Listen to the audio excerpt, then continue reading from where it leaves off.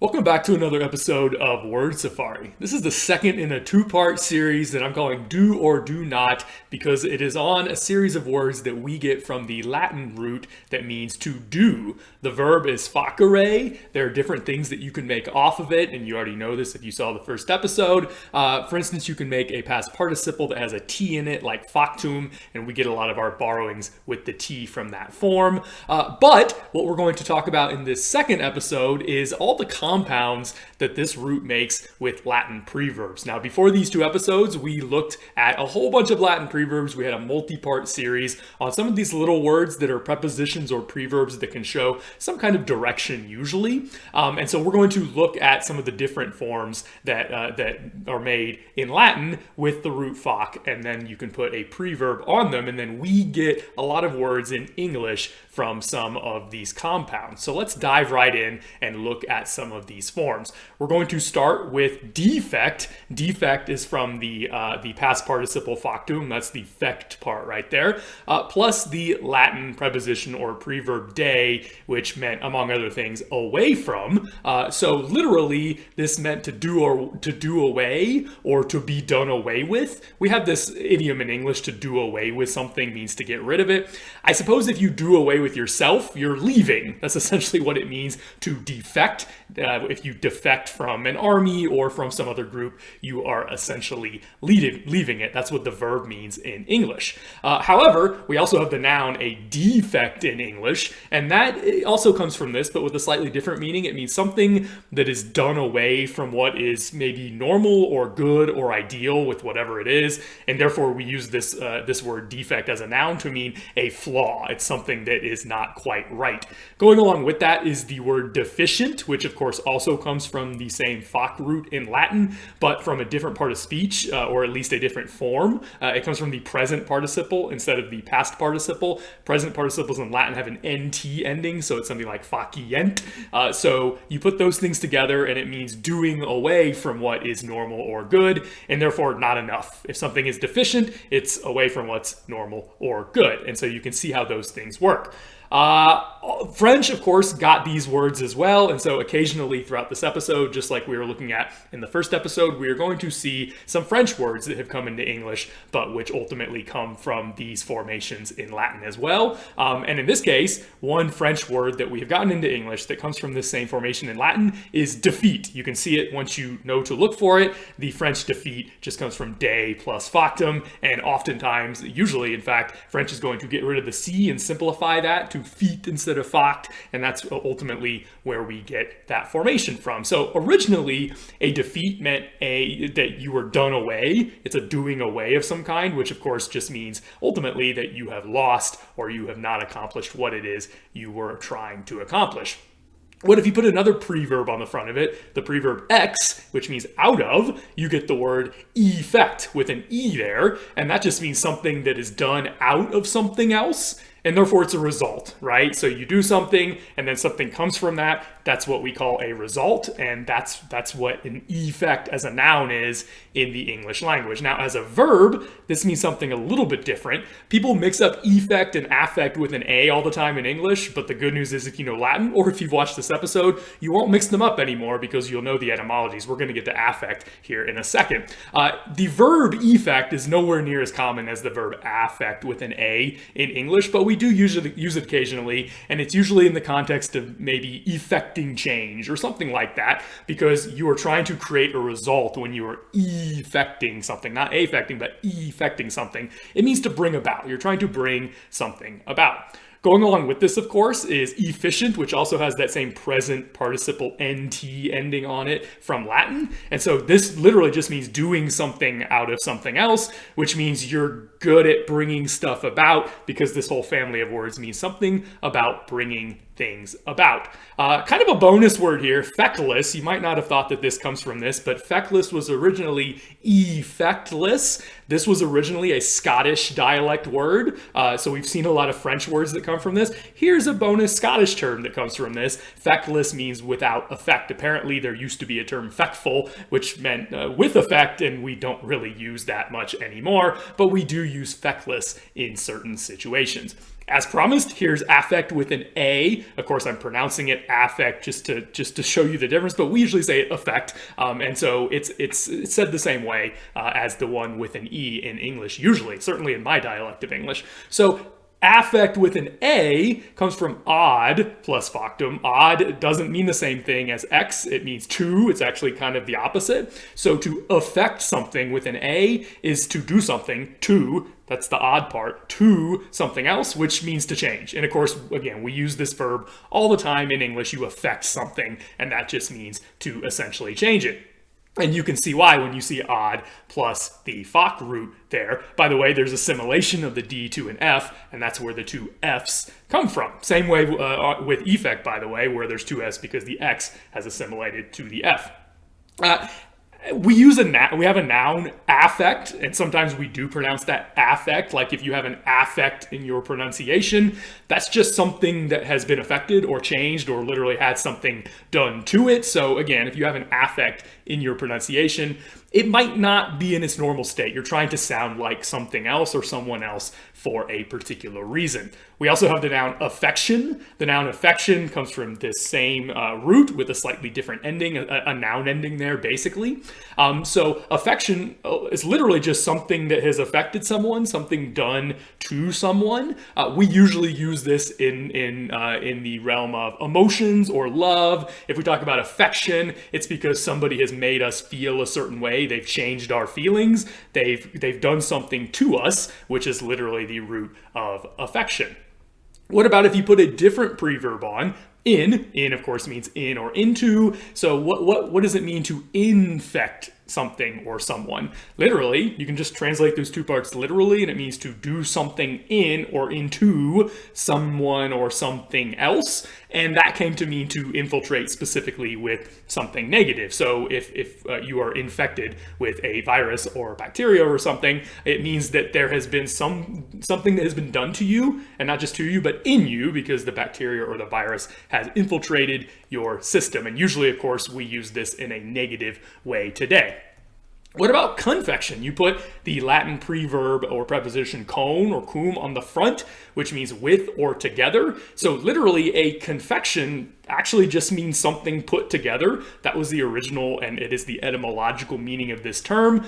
Then it came to mean specifically a culinary creation, like different foods that are put together, in a recipe to create something. And then, of course, it went a step further, and we usually use this word today in English to mean a sweet food, a dessert item of some kind. That's where this term ultimately ended up, but it was a little bit of a semantic journey. We've been talking about French. We talked about a Scottish word. How about an Italian word? This is a word that we have borrowed from Italian into English, but ultimately comes from these Latin roots as well. Notice in Italian, the C becomes a T. It assimilates, actually, in the middle of the word, which is why there are two T's in confetti, with the two T's there. This is a plural in Italian. The original singular would have been confetto with an O there. And originally, of course, etymologically, this just means something put together. It also went through that same evolution to come to mean some kind of sweet food or dessert item. And originally, at certain festivals, certain dessert items would be thrown at people. We no longer do this anymore. Today, when we talk about confetti, it's not edible. At least I don't think so. I've never tried to eat the confetti that we use today that are, colored paper strips that might fall from the sky. But that is etymologically where this term came from. So it comes from dessert, even though you probably shouldn't eat confetti for dessert anymore. How about some different preverbs that you can put on this Latin root? How about pro? Proficient. Pro means forth or forward. So what does it mean to be proficient? It means that you are doing something forward. Of course, it has that present NT participle ending on it again that you're used to by now. So it means doing something forward. And the idea of being able to do something forward is that you're capable, you're pushing it forward. And of course, that's what it means to be proficient. Now, from French, we get another word from this root, and that is profit. Of course, as usual, French has shortened the second part, so it's profit. The fit comes from the foc root ultimately. So it comes from pro plus factus. The French phrase or word that we borrowed was forfeit, and that would have been just that which is done forward, which already in French came to mean advantage or usefulness, or in the context of business ventures, money that you make. And of course, that's often how we use the word profit today, like you've profited from your business or you've made profit from your business. But the original meaning was a little more general. It could just be kind of any advantageous or good thing. And we still see that use of the word profit floating around English from time to time. Like, what profit is it if somebody, loses their soul? Verse from the Bible, especially the King James, might use that more archaic use of profit that just means something forward done, right? That's literally what the word means. Therefore, it's advantageous. Another preverb that also starts with a P, per. Per means through or totally. So perfectum in Latin already meant all the way done through. Like when you're cooking something and it's done all the way through, it's done. It's also exactly in the state that you want it. So it's not just done, but it's correct. It's completely the way you want it. You might even say it's perfect. Of course, today in English, we use the word perfect to really mean exactly the way you want it, not just done. Lots of things are done, but not everything is perfect. So we have evolved the semantics of this term quite a bit from the original etymological meaning in Latin. But that is ultimately where perfect comes from. What about another preverb that starts with a P? How about pre, which of course comes from the Latin prae, which means before. So a prefect is someone or something that is done or created before others. And so we use this to mean someone who's been placed or set before others. And so a prefect is some kind of official. Of course, it's also a car brand from Ford and a character in Hitchhiker's Guide to the Galaxy that's named after that. But the original etymological meaning, of course, is just some kind of official, someone who is set before others. And it was already used that way in Roman times. How about this one? This one's interesting. Let's put another preverb on, the preverb sub or sub, which of course means under. So to suffice literally means to do under. What does that mean? What is that going for? The original idea would be that if something sufficed, it was doing under what you're looking for, under what is ideal, but still enough. Like it's just barely enough, even if it's not, say, perfect. So today we use suffice or the present participle form sufficient to mean to be enough. It's enough, even if it's under your expectations. Difficult has another preverb on the front, and that preverb is dis, which means away from. So the meaning of difficult means like away from doable, and therefore it's hard, it's not easy. That's what it means for something to be difficult, of course. Of course, you see the assimilation of the S to an F there with the two Fs in difficult. Here's an interesting one, forfeit. So now we're going to start moving away from the preverbs, and we're going to see a few phrases that come from Latin that just have another Latin word of some kind that is attached to the beginning. So forfeit actually comes from foris, which means outside, plus, of course, the root foc. So in French, this already formed a phrase or a compound, forfeit, which meant something done outside, that's the forest or the for part, something done outside the law, and therefore a misdeed against authority. That was the original intention of this word here. Of course, we have evolved it further from that.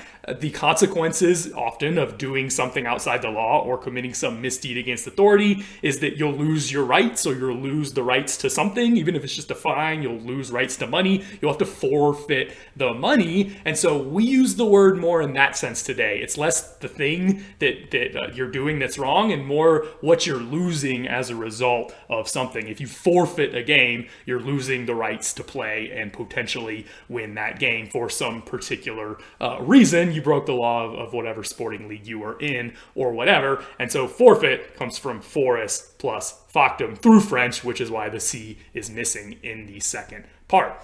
Another phrase here, counterfeit, ultimately does go back to a Latin term, contra, which is, of course, one of these preverbs we have looked at, against.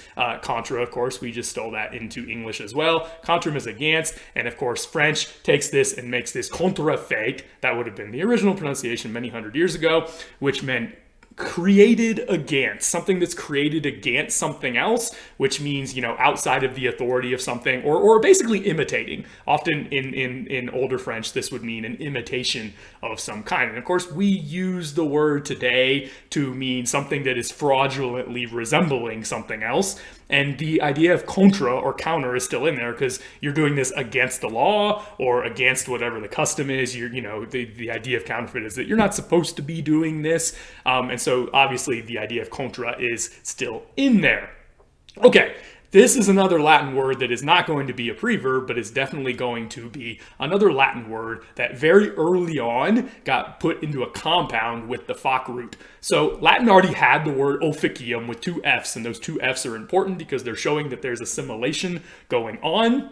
Officium was already in Roman times a compound of the root opa, which meant work, like opus. We actually have it today. Your magnum opus is your great work. That's literally what that means in Latin. So it's the same word as opus. And then they just stuck that onto the front of foc. So they got a root or a compound rather that meant a work doing or doing work. That was the original meaning of the Latin word officium.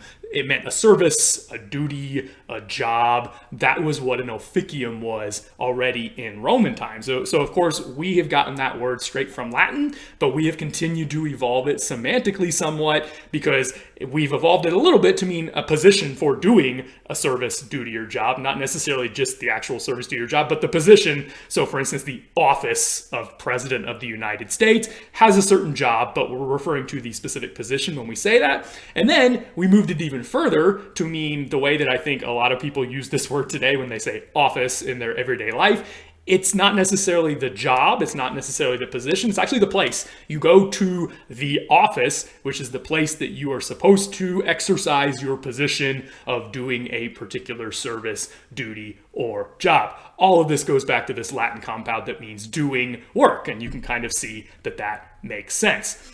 Let's put some other Latin things on the front of this to form other compounds. And again, many of these were already compounds in Roman times, and they are not recent creations, but we have gotten them from Latin. Latin had an adverb, bene, which meant well, and of course you could put this on the front of foc and then put the tor ending, which is an agent noun suffix, which we often would use er. What you can see on your screen there in English to get across this same idea of somebody who is doing something. So a bene foc tor, literally, you can actually just translate that right across the screen there. It's a well-doer, which actually works pretty well with how we use this word today. It's one who does well, one who helps you. That's essentially a benefactor. So this one hasn't really changed that much in 2,000 years. Also, of course, from this same set of compounds here is beneficent, which has that present participle ending on it, the nt part. And so beneficent just means you are characterized by well-doing. You are well-doing if you are beneficent. What about beneficial? Beneficial just has an adjective ending on it, going all the way back to Latin, that al ending there. So it's related to well-doing. Therefore, it's characterized by helping. Benefit, you can probably already tell because we've been through several of these that this one came through French because the second part of it has been eroded quite a bit. So a benefit comes through actually specifically Norman French in this case, where they eroded bene factum to benefect, and that was a good deed, a helpful action, something like that. And of course, we use this a little more generally today in English to mean anything that's provided to help. You get a benefit from whatever it is that you're doing, you get job benefits, whatever. It's something that is provided to help you. Now, what's the opposite of bene in Latin? I bet a lot of you already know this. It's of course male. Male means badly, so a malefactor is the opposite of a benefactor. A malefactor is simply one who does badly or tries to hurt people. Maleficent is, of course, the opposite of beneficent because it comes from these same things, but male instead of bene. And so if you are maleficent, which of course I hope none of you are, then you are characterized by ill doing. That's what it means to be maleficent. And then this word came through French, which is why the second part has been changed a little bit. Malfeasance, which comes from the French participle malfaisant, which means doing badly. Today, we use the noun form mostly in English. In fact, that's basically what we borrowed, malfaisance, which comes from that present participle or is connected to it. And so when we talk about malfeasance in English, it's a very specific term that usually refers to wrongdoing in an official capacity. If a government official or some other official does something wrong, takes bribes, embezzles funds, whatever, we would consider that malfeasance. So we have narrowed the scope of this quite a bit in English, even though etymologically it really just means doing badly in any way, shape, or form. How about some other things in Latin that you could put on the front of the foc root? How about manufacture? You can see the fact part there in the middle of manufacture, but what does the manu part mean? It just comes from the Latin word for hand, which was manus. So this literally means hand making. The original meaning of manufacture was making things by hand because it's in the word. The manu part is actually just the word for hand. Today, of course, we've broadened the semantic sphere of this to mean making things by whatever means. It doesn't have to be by hand. In fact, a lot of times today, when we talk about manufacturing, the presumption is that we're talking about automated systems, we're talking about factories. Things are not necessarily being produced by hand just because we call them manufactured goods. Another thing you could put on the front in Latin was the word art. This meant skill or art. Obviously, we get the word art from this as well, so you can translate skill or art or whatever. Sometimes in English, this gets spelled with an I, artifact, instead of artefact. Doesn't really make any difference. It's going back to the same root in Latin. So an artifact, whether it's with an E or an I, literally means something that is made by skill. In other words, something that is made by people and isn't just like a natural object of some kind. So, if you're digging in the dirt and you find an ancient helmet, that's an artifact. If you're digging in the dirt and you find an ancient rock, that's not an artifact because humans probably didn't make the rock. Unless there's some evidence of humans doing something to it, then you might be able to call it an artifact. But that all goes back to that Latin word that just means skill. Sacrifice, another Latin word that you can put on the front of the foc root, the Latin adjective sacrum, and you put different endings on that, of course, just means sacred. Obviously, we get the word sacred from that in English. It can mean holy, it can mean set apart. It's a pretty complicated word, actually. So sacrifice literally just means to make something sacred, to make something holy, and therefore the way that they would use this would be to mean to dedicate something to the gods. You're setting something apart for the gods. Of course, I'm saying gods because they were a polytheistic system in ancient Roman times. But when you were dedicating something to the gods, you were sacrificing it. You were giving it to them. You were making it holy by dedicating it to them. Of course, in English, that's not necessarily the way we use this word anymore. Once again, the semantics have evolved quite a bit. Today, when we talk about sacrificing something, we really focus not necessarily on who we're giving it to or that we're giving it to anybody, but that we're losing it, that we're giving it up. So when you say you're going to sacrifice your time, that doesn't mean you're giving it to the gods or God or your friends or anybody. You might just be losing it or giving it up. And so we focus more on the giving up than on who's actually receiving or benefiting from whatever it is that we are sacrificing today. You put a different thing on the front of fis and you get edifice. Already in Roman times, they had this compound verb, edificare, which comes from the word ides, which meant a house or a temple, plus, of course, the foc root. So the verb edificare in Latin already meant to build because it meant to make a house. So to build something, and of course, ultimately, this verb came to be used for building anything, whether it was a house or not. So today, an edifice in English is literally just something built. Obviously, it doesn't have to be a house, even though that is the original etymological meaning. And yes, if you know Latin, ides can mean temple or some other things as well. But regardless, this came to be pretty early a general term for building in Latin. And that's the way we still use it today. Put another thing on the front of fis. What do you get? Orifice actually comes from this. This comes from the Latin word for mouth, which had the root ora. Obviously, we get oral, your oral hygiene means your mouth hygiene, right? So that comes from the Latin word for mouth. And orifice is literally just a mouth making. So this was originally actually used for wounds, something that wounded your arm or whatever part of your body and kind of made an opening that kind of looked like a mouth, which isn't great, but that's kind of how wounds work. And then it came to be used for any opening on the body, even if it didn't necessarily look like a mouth, but it does come from the root that means mouth and the whole compound that means mouth making. That's originally what an orifice is. Finally, one more compound, the word pontifex, which may not be a word that you and I use every day, but it is floating around out there. The ponta part means bridge. We get other words like pontoon, which is a kind of boat that originally you would make a bridge out of. So a pontoon, a ponta, this root all goes back to this Latin word that meant bridge. So a pontifex is actually a bridge maker. We might say a bridge builder. In Roman times, the Pontifex Maximus was an official government position that could be translated to high priest. Actually, literally, it means the high bridge builder, the greatest, the chief bridge builder, the Pontifex Maximus. Because there was no separation of church and state in ancient times, this was, again, a political position. Julius Caesar was actually Pontifex Maximus for a while. It would essentially be the high priest of the Roman Republic and later on the Roman Empire. Now, as time went on, eventually the Romans became a Christian empire, and then the Roman Empire fell. But the term Pontifex Maximus did not fall out of use because it kept being used by the Pope. And so the Pope still calls himself the Pontifex Maximus, which is the chief priest today. Why would a priest be called a pontifex even back in Roman times? Because they looked at him as the bridge builder. He's the bridge maker between heaven and earth, between humans and the gods. That's essentially what the pontifex is supposed to do. That is his job, to stand as an intermediary between mortals and the divine sphere. Okay, we've looked at a lot of words in Fock in these 2 episodes. I hope you've enjoyed it, but I have left some stuff out. So if you think there's anything that I should have mentioned in these 2 episodes, let me know, comment below. See you next time.